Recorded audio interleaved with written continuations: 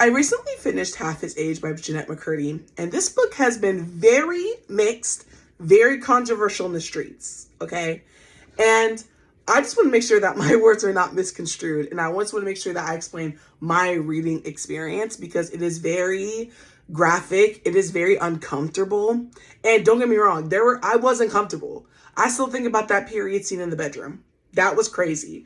And I think what's interesting about Waldo as a character is that I really do read her as a 17-year-old, but a 17-year-old that has lived too much life, unfortunately, but still encapsulates that naivete that a teenager would have.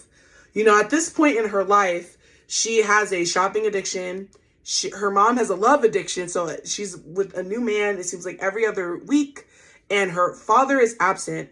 And when you are dealing with that much of emotional unavailability from your parents or the people around you, you can see the performance of life, okay? Someone at that age is going to perceive themselves as an adult. They're almost an adult, you know? She has a job, she has a car, but she's still lacking the emotional stability and the emotional framework to process all of these feelings, right?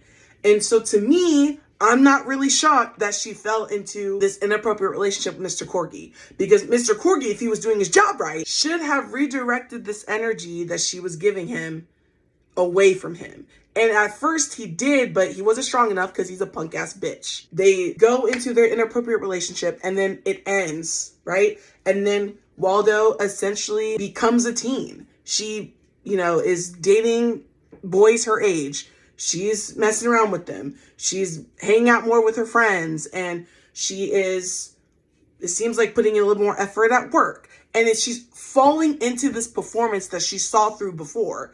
And then, of course, when her and Mr. Corgi start back up again, she's not seeing it from that framework.